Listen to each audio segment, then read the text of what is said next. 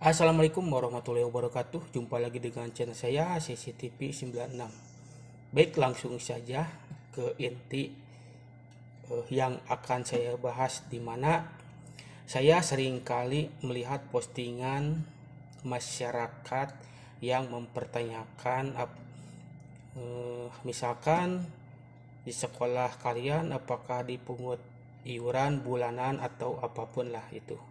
Nah, ini selalu ditanyakan di media sosial. Untuk Bapak Ibu, kalau ada sesuatu memang harus ditanyakan langsung ke sekolah agar ada jawaban yang pasti. Karena kalau ditanyakan di media sosial tidak akan pernah mendapatkan jawaban yang pasti begitu. Nah, ini menyangkut masalah apakah pihak sekolah boleh memungut iuran kepada siswa. Pada dasarnya memang tidak boleh ya pada dasarnya, tapi keuangan sekolah tentu pasti berbeda-beda. Itu tergantung jumlah murid. Ini yang paling minim itu jumlahnya sedikit. Nah, sekali lagi sebelum saya lanjut, ini disclaimer dulu, saya tidak bermaksud untuk menyudutkan salah satu sekolah tertentu atau manapun. Saya di sini hanya simulasi saja ya, apa yang saya pahami, apa yang saya tahu. Kalau misalkan ada yang keliru, silakan dikoreksi di kolom komentar. Kalau misalkan penjelasan saya ada yang keliru gitu ya. Nah, ini ya, ini sekolah. Masyarakat mempertanyakan apakah boleh mengut iuran bagi siswa. Baik, langsung aja ini penjelasannya.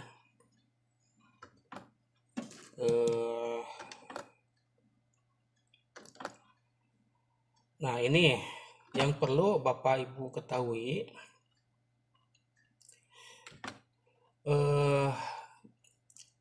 Sejak tahun 2005 itu sudah mulai pemerintah mengadakan program BOS, Bantuan Operasional Sekolah.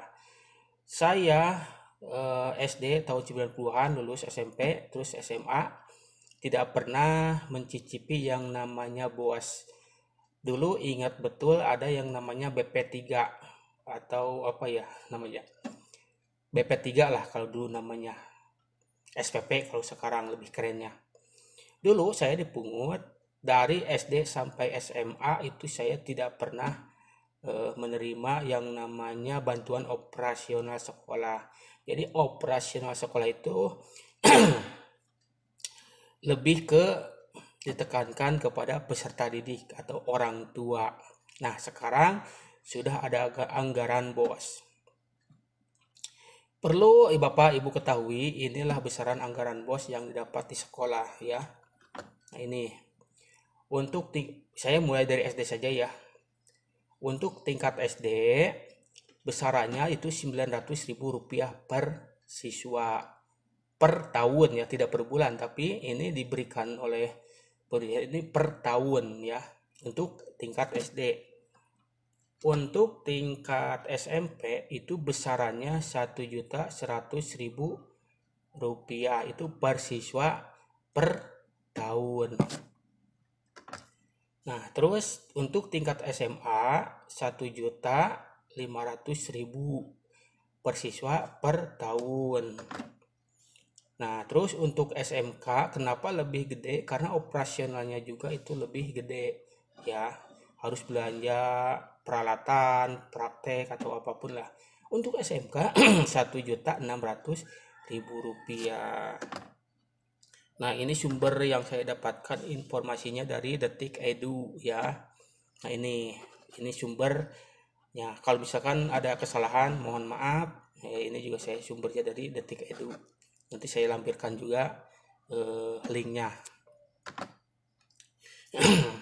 Nah, dengan asumsi tiap siswa mendapatkan subsidi dari pemerintah itu, untuk tingkat SD kan 900.000, kalau dibagi 1 tahun berarti 75.000 per bulan selama 1 tahun ya. Jadi ini mendapatkan subsidi dari pemerintah 75.000 per bulan selama 1 tahun. Terus tingkat SMP 90.000 per bulan selama 1 tahun. Ini perkiraan saya ya, karena ini 1 juta 100.000 dibagi 12, ini 90 ribuan lah selama 1 tahun. Untuk tingkat SMA 1.500.000 dibagi 12, ini dapatnya 125.000 per bulan selama 1 tahun. Terus untuk SMK 1.600.000. Nah, saya dapatkan ini dapat subsidi dari pemerintah 133.000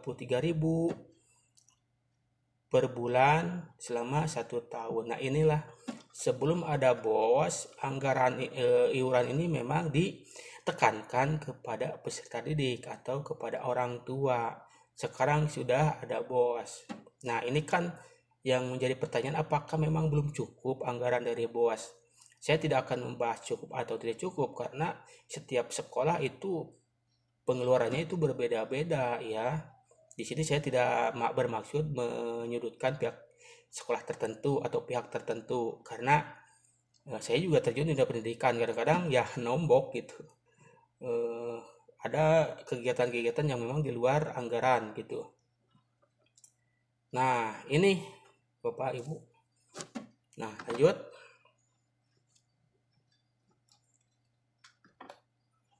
Nah, ini asumsi saya ambil contoh tingkat SMP. Sekali lagi 3 rombel. Ini yang saya contohnya yang minim saja ya. Ini misalkan kelas 7 24 siswa, ini yang minim ya. Ini untuk kelas 8 misalkan 25 siswa. Terus untuk kelas 9 misalkan 20 siswa. Nah, berarti 24 ditambah 25 tambah 20 jumlahnya 69. Ini misalkan sekolah ini mempunyai 69 siswa. Berapa jumlah BOS yang didapat? Nah, ini perhitungan anggaran BOS. Pertama, 69 kali 1.100.000, berarti sekolah tersebut mendapatkan 75.900.000 rupiah untuk 1 tahun. Kok gede? Iya, kalau misalkan per bulan lumayan gede, tidak harus mengut lagi dari orang tua. Tapi kan ini dalam 1 tahun itu terkadang pengeluaran sekolah itu banyak di luar dugaan. Nah, 75.900.000 dibagi 12, jadi operasional sekolah per bulannya 6.325.000 rupiah. Itu kan gede. Nanti dulu. Nah, ini kenapa alokasi waktu saya ambilnya sekolah swasta yang memang tidak ada PNS-nya, tidak sertifikasinya ya. Nah, ini misalkan ini contoh belanja tenaga pengajar ya, 38 ini jumlah jam ya. Ini jumlah jam, tentu itu akan berpengaruh pada jumlah jam untuk tingkat SMP. Alokasi belanja guru. Nah, ini misalkan pihak sekolah bayar 7.000 per jam pelajaran. Nah, tadi kan sudah dihitung 80. Nah, ini berikan lagi. Nah, ini 38 ya. Dapatlah ini perhitungannya 114, karena ada mulok. Taruhlah 2 mulok ya pelajaran. Ini 12 ya, 12 jam. Berarti 126 jam pelajaran. Nah, ini 126 kali 7.000 berarti belanja untuk honor guru 882.000 per minggu kali 4. Nah, ini kan 4 minggu.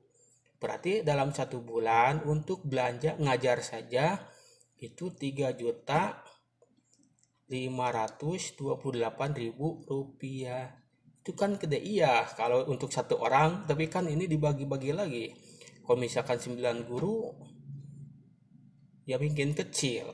Apalagi misalkan yang gurunya banyak itu pendapatannya makin kecil. Nah, inilah kenapa pendapatan guru honorer yang dari BOS itu suka kecil ya ini, karena tidak mungkin kalau misalkan UMR 4 juta di Purwakarta ya, ini untuk anggaran guru saja habis untuk 1 orang, itu pun masih kurang kalau pengen UMR. Makanya kalau anggaran dari BOS itu tidak mungkin ya. paling besar paling satu guru itu 500.000, itu pun harus megang beberapa pelajaran. Nah, TU misalkan 500.000, ini sebenarnya kecil lah. Coba 500.000 cukup buat apa kalau misalkan tidak punya pekerjaan lain, fokus di TU. Ini saya asumsi saja ya, ini saya simulasi ya, simulasi saja. Tidak menceritakan sekolah tertentu, ini saya simulasi ya. Ini contoh kalau misalkan saya punya sekolah, begitu aja lah.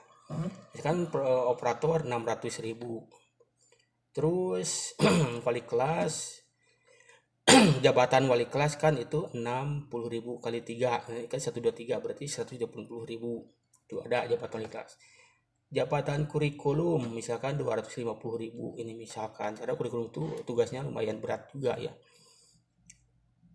Ini belum ke sebenarnya kesiswaan, terus eskul, sebenarnya itu masih banyak lagi. Kalau misalkan ini dipangkas lagi, kalau misalkan diadakan semua, ya pengeluarannya bikin besar begitu. Tidak akan cukup sebenarnya anggaran BOAS. Misalkan token per bulan itu pastilah belanja token 60.000 misalkan ini ya misal. Terus wifi yang ngambil yang 500.000 per bulan itu pasti ada anggarannya. Nah, jumlah misalkan jumlahnya ini 2.090.000 ditambah yang ini 3.528.000, ketemulah 5.618.000 rupiah. Nah, ini 6 juta ini udah hampir habis ya, udah hampir habis ini.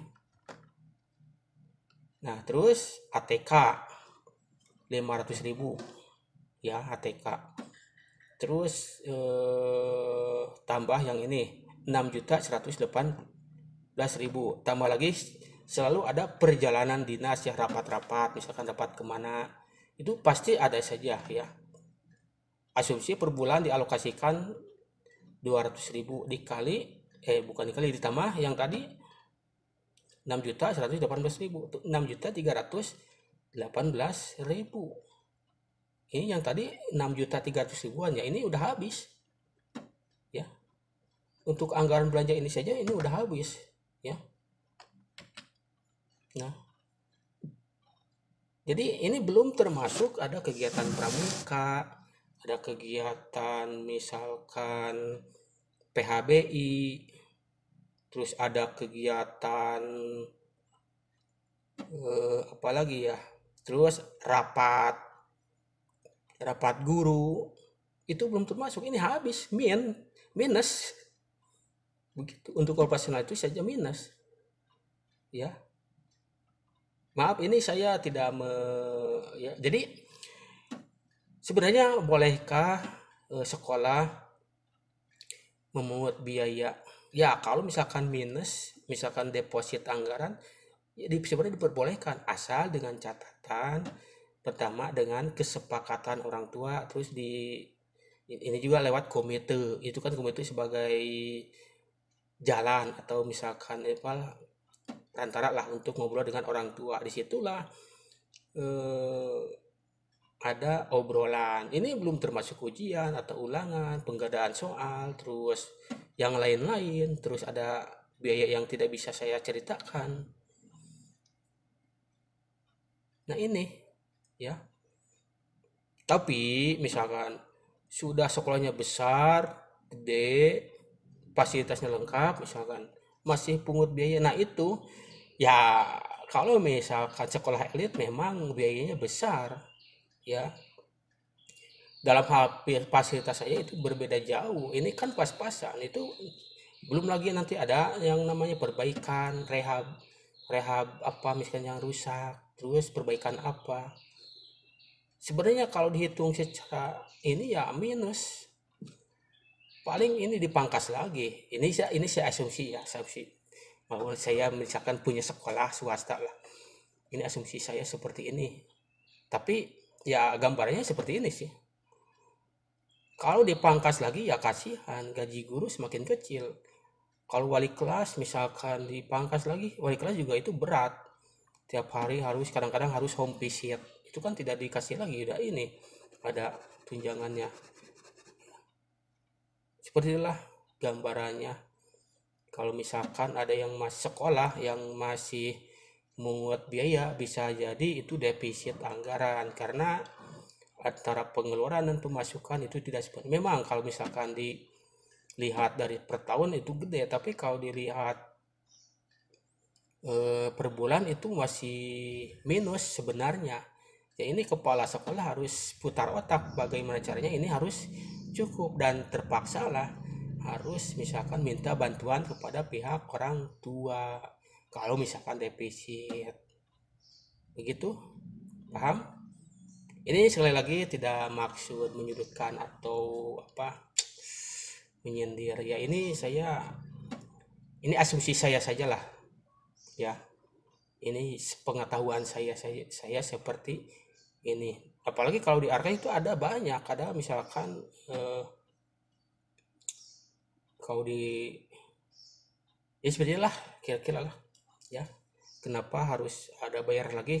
Saya tekankan pasti itu ada defisit anggaran, tidak karena kalau honor guru dipangkas ya kasihan gitu ya. Coba ini guru kemarin lah, konten kemarin coba lihat 300.000 itu cukup buat apa? Itu guru honorer yang dari anggaran bos. Tapi di sini bisa jadi kalau misalkan siswanya besar, siswanya banyak.